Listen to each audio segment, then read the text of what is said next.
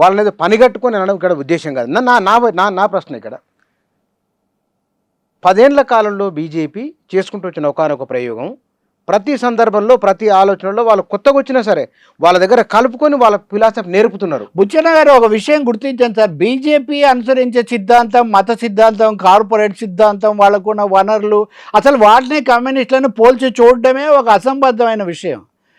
ఎవరి డైనమిక్స్ వాళ్ళకు ఉంటాయి, ఎవరి రూల్స్ ఆఫ్ ది గేమ్ వాళ్ళకు ఉంటాయి. మీరు కాంగ్రెస్ ఏదైనా పోలిస్తే పోల్చండి. కమ్యూనిస్టులే ఉండాలంటే ఇప్పుడు ఉదాహరణకు తమిళనాడులో పదవులు ఏం వాళ్ళు కోరలేదే. అవును, ఇప్పుడు కమ్యూనిస్టులు ఖతమైపోయారు, ఇంకా ప్రభుత్వాలు లేవు అన్నారు. ఇప్పుడు తమిళనాడులో ఎవరి మీద ఆధారపడ్డారు? రెండో రోజే కదా ఈ ఫలితాలు రావడానికి ముందు రోజు మేడే జరిగింది, ఫలితాలు వచ్చిన మరుసటి రోజు మార్క్స్ జయంతి జరిగింది. ప్రపంచమంతా జరిగిందే. కమ్యూనిస్ట్ సిద్ధాంతం ఒక చోట పదవి తీసుకోవాలి, తీసుకొని ఉంటే వాటితో వీటితో అడ్డగోలుగా కలిస్తే ఫిరాయింపులను ప్రోత్సహిస్తే ఇవన్నీ చేస్తే పెద్ద పనే ఉందండి. ఇప్పుడు కొన్ని పద్ధతుల ప్రకారం పెరగడానికి చేస్తున్న పోరాటంలో ఖచ్చితంగా యువతను ఇంకా కలుపుకోవాలి, ఇంకా మనుషులు రావాలి, అదంతా నిజమే. అవన్నీ ఎదురీత కదా. అదే సార్, దాంట్లో లోపాలు కూడా ఉన్నాయంటే అనండి, అది నేను కాదనట్లేదు. నేను ఒకటే సార్ అంటే కానీ బీజేపీ అంత తన్నుకొని వచ్చింది. బీజేపీ వ్యూహ నైపుణ్యం కాదు అది. మొత్తం పాలక వర్గాలన్నీ కలిసి మోడీని గాంధీ గారితో పోల్చింది అనిల్ అంబానీ ఎక్కడ గుజరాత్లో. అసలు గుజరాత్లో ఘోర మారణకాండ జరిగిన తర్వాత అర్ధాంతరంగా ఎన్నికలు పెట్టి ఆయన మళ్ళీ రెండోసారి వచ్చిన రోజు నుంచి ఆ రోజు గుజరాత్ గాయం అని ఇదే హైదరాబాద్లో అన్ని పెట్టాము, వర్క్షాప్లు అన్ని పెట్టారు, అందరూ అన్నారు కదా. అందువల్ల అడుగుతురుగానే మీరు అంటే సార్ చెప్పండి. ఒక 40-50 ఏండ్ల కింద క్రికెట్ను హాకీని పోల్చకండి అని చెప్తున్నాను నేను. క్రికెట్ సరిగ్గా ఆడలేదని చెప్పండి, హాకీ సరిగ్గా ఆడలేదని చెప్పండి, నాకు ఇబ్బంది లేదు. కాదు, వాళ్ళు పెరిగారు మీరు పెరగలేదు అంటే కాంగ్రెస్ 30 ఏళ్ళు పాలించింది, దాని ఏం చెప్తారు? చాలా కీలకమైన అంశం చెప్తున్నా. అంటే చాలామంది లోతులకు వెళ్ళకుండా నేరేటివ్ మాట్లాడుతూ ఉంటారు. మీరు కాదు, మిమ్మల్ని అంటలేదు, మాట్లాడే వాళ్ళను.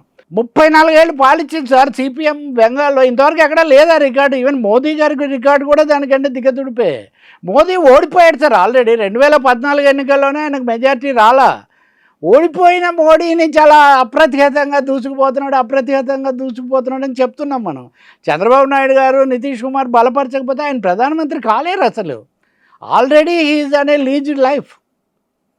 తర్వాత దానికోసం ఇప్పుడు సోమనాథ్ దేవాలయానికి వెళ్తారండి ఎవరన్నా? ఇప్పుడు ఉదాహరణకు ఈ ఎన్నికల 5 రాష్ట్రాల తర్వాత ఆయన దేశానికి ఏం మెసేజ్ ఇస్తున్నారు? హైదరాబాద్ వచ్చి బంగారు, పెట్రోల్ ఇవి చెప్తున్నారు, కానీ ఆయన అధికారికంగా మొదట చెప్పింది సోమనాథ్ దేవాలయము, లేకపోతే ఇంకొక దేవాలయము, ఆలయాలు, విశ్వాసాలు, ప్రార్థనలు తప్ప ఈ ఆర్థిక సవాళ్ళ గురించి ఎందుకు చెప్పలేదండి? 5 రాష్ట్రాల ఎన్నికల ఫలితాలు రాగానే మీరు లేబర్ కోడ్లు ఇస్తారా? లేబర్ కోడ్లు అంటే అన్ని అట్టిపెట్టి ఎన్నికల వరకు. నేను చెప్తుంది ఒకటే, దీంట్లో ఇందులో ఉన్న కపట నాటకాలు ఒకవైపు నడుస్తుంటాయి. కపట నాటకాలతోనూ ఇటువైపు నుంచి మనం పోల్చలేమని చెప్తున్నాను. నేను సార్ అంటే ఒక తరం అంతరించిపోతే ఆ భావజాలాన్ని, ఆ ఆలోచనను, అంత అనుభవాన్ని ఇంకో తరానికి తర్జుమా అయితలేదేమో అని మీరు సార్, మీరు అన్నదాన్ని అడిగిందని నేను అసలు తప్పు పట్టట్లా. మీరు ఎందుకంటే పదే వివరణ ఇస్తున్నారు. నేను ఇంతవరకు మిమ్మల్ని కానీ విమర్శకులు ఒక్క మాట అలా చెప్తున్నా. నాలాంటి వాళ్ళకైనా, మీలాంటి వాళ్ళకు కూడా నేను ఇప్పుడు చెప్తున్నా ఒక పరమ సత్యం చాలా మందికి తెలియంది. 1985లో కల్కటాలో సిపిఎం మహాసభ జరిగినప్పుడు ఇండియా టుడే ఒక స్టోరీ రాసింది. 85 1985. ఓకే. రాజీవ్ గాంధీ గెలిచాడు, బీజేపీ 2 సీట్లకు పడిపోయింది, ఇవన్నీ జరిగాయి. అక్కడే సీతారాం యెచూరి వీళ్ళందరినీ తీసుకున్నారు. ఆ రోజు ఇండియా టుడే ఏం రాసిందంటే, కమ్యూనిస్టులు కొత్త తరం నాయకులను తయారు చేస్తున్నారు, బీజేపీకి అది చేత కావట్లేదు, వాళ్ళు ఇంకా అటల్ బిహారీ వాజ్పేయి, ఎల్కే అద్వానీ వీళ్ళనే పట్టుకొని, ఇది ఇండియా టుడే ఇది ఆన్ రికార్డ్. నేను చెప్తుంది ఇది ఊహాగానం కాదు. సో ఇప్పటివరకు చాలా కీలక పాత్ర వహించిన చాలామంది నాయకులు ఇప్పుడు కూడా యువత తయారవుతున్నారు. కానీ ఓవరాల్గా డిక్లైన్, ఒక సాధారణమైన బలహీనత అది వచ్చినప్పుడు అది ఇక్కడ కూడా ప్రతిబింబిస్తుంది. దీన్ని అధిగమించడానికి సమయం పడుతుంది. తప్పకుండా ఆ పని చేయాల్సిందే. చేయడంలో లోపాలుంటే దిద్దుకోవాల్సిందే.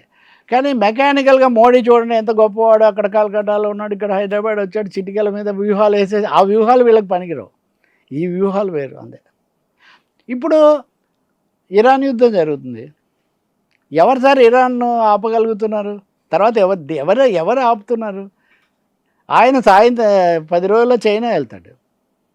వెళ్ళే లోపల ఏదో సంధి కుదుర్చుకున్నాను అనిపించుకోవాలని నానా తంటాలు పడుతుంది. కేరళలో పేదరికాన్ని నిర్మూలించింది గవర్నమెంట్. అంటే దరిద్రమైన జీవితం లేని వాళ్ళు ఒక మెట్టు పైకి తీసుకుంది.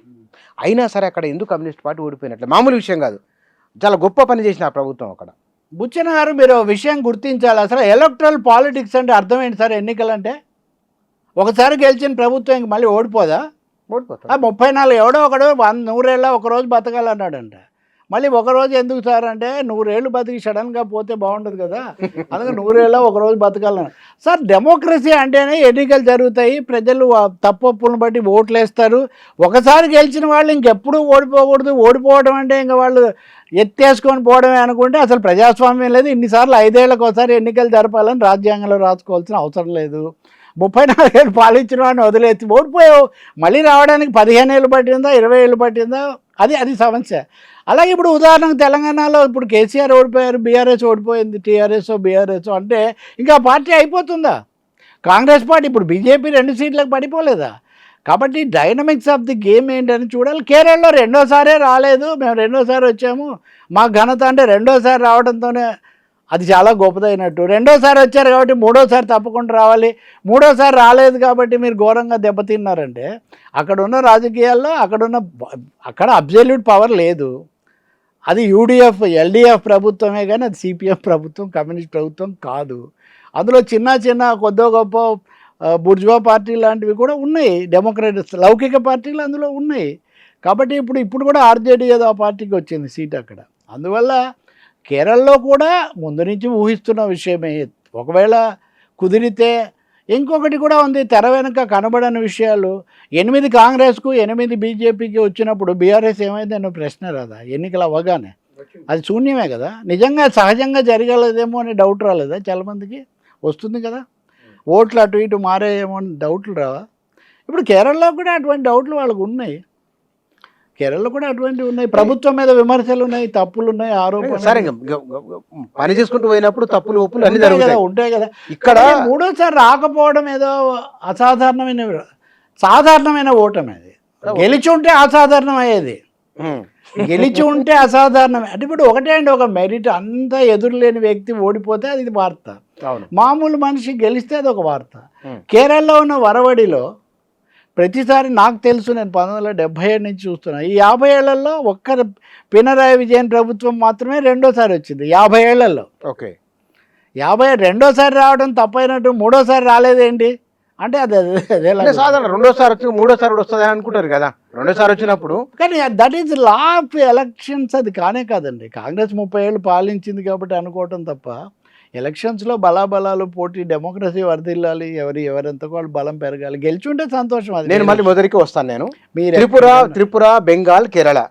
భారతదేశంలో ఒకప్పుడు కాంగ్రెస్ తర్వాత కమ్యూనిస్టులే, బీజేపీ 80లో బీజేపీ వచ్చింది. ఒక విశాలమైన ప్రజారాశుల్లో బలంగా ఉన్న కమ్యూనిస్టులు అంటే గెలుపోవటంలో సాధ్యమే కావచ్చు, కానీ ఒక రాష్ట్రంలో ఎక్కువ రాష్ట్రంలో గెలుపుకో ఓటమికో ప్రధాన ప్రతిపక్షంగా 3వ స్థానంలో ఉండాలి కదా, ఎందుకు లేరు? ఇవన్నీ కూడా వివరాలు, చరిత్ర లోతుల్లోకి వెళ్ళకపోవడం వల్ల వస్తున్న సందేహాలు. ఇప్పటికి కూడా సైద్ధాంతికంగా బీజేపీకి ప్రథమ సైద్ధాంతిక శత్రువులు కమ్యూనిస్టులే.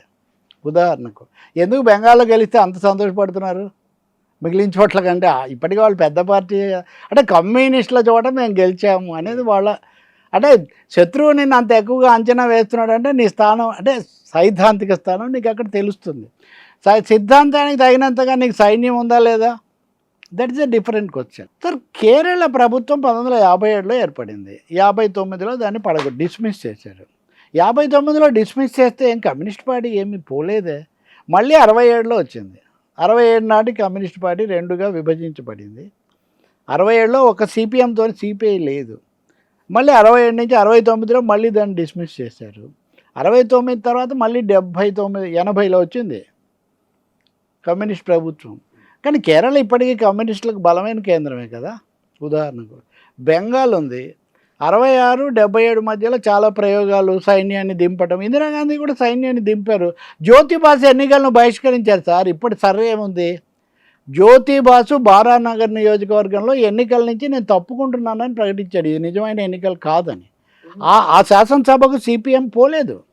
1972, 77 మధ్యలో సిద్ధార్థ శంకర్రే అక్కడ ముఖ్యమంత్రిగా ఉండగా ఎమర్జెన్సీ కూడా ఆ సమయంలోనే 1200 మంది కార్యకర్తలను చంపేశారు, ఇది ప్రజాస్వామ్యం కాదు అని సిపిఎం దూరంగా ఉంది. ఎన్నికల బహిష్కరణ అని చేసిన వాళ్ళు అది వేరే రాజకీయం. సిపిఎం సభను బహిష్కరించింది. జ్యోతిబాసు ముఖ్యమంత్రి కాగలికి కూడా అజయ్ కుమార్ ముఖర్జీ అనేవాడిని ముఖ్యమంత్రిని చేసి తను ఉప ముఖ్యమంత్రిగా ఉన్నాడు. ఇది 67-77 మధ్య నడిచిన కథ. కాబట్టి ఎన్ని ప్రయోగాలు చేస్తే అక్కడ 77లో వచ్చింది. మీరు 77కు ముందు కూడా చరిత్ర 47 నుంచి 77 వరకు 30 ఏళ్ళు, 77 నుంచి మళ్ళీ 2020 ఇప్పటి వరకు ఈ 40 ఏళ్ళు. సో అనేక అనుభవాలు, డక్కాముక్కీలు, దెబ్బలు ఇవన్నీ ఉన్నాయి. అందులో తప్పప్పులు వెళ్ళను కూడా ఎక్కడైనా తప్పప్పులు ఉంటాయి, కానీ చాలా లాంగ్ హిస్టరీ ఉందని చెప్తున్నా. దీంట్లో ఇంకొక కీలకమైన విషయం తెలుసుకోండి. ఏ రోజు కమ్యూనిస్టులు రెండో పెద్ద పార్టీ కాదు.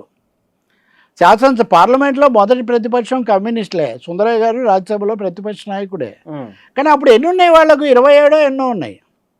బెంగాల్లో కూడా కేరళ 3 రాష్ట్రాలు ఉన్నాయి కాబట్టి వీళ్ళకి 60 స్థానాల దాకా వచ్చాయి. ఒక పాత్ర నిర్వహించారు, ఆ స్థానాలకు తగినంత పాత్ర. మళ్ళీ ఆ పరిస్థితి రాదా, వస్తుందా, భవిష్యత్ అంతేగాని ఏదో దేశమంతా ఉన్నట్టు అంటే పొరపాట్ల కోసం చెప్తున్నా. తెలంగాణలో సోషలిస్టులు ఉన్నారు, ఉత్తరప్రదేశ్లో సోషలిస్టులు ఉన్నారు, బీహార్లో సోషలిస్టులు ఉన్నారు. వాళ్ళందరూ వెళ్ళి ఆ పార్టీలో కలిసిపోయారు. అవి లేవు ఇప్పుడు. మీరు సోషలిస్ట్ పార్టీ అనే పేరు వింటారా? మరి ఎందుకు కాదు, వింటారా? ఇప్పుడు వినరు కదా. చాలా ప్రాంతీయ పార్టీలు ఇప్పుడు లేవు కదా.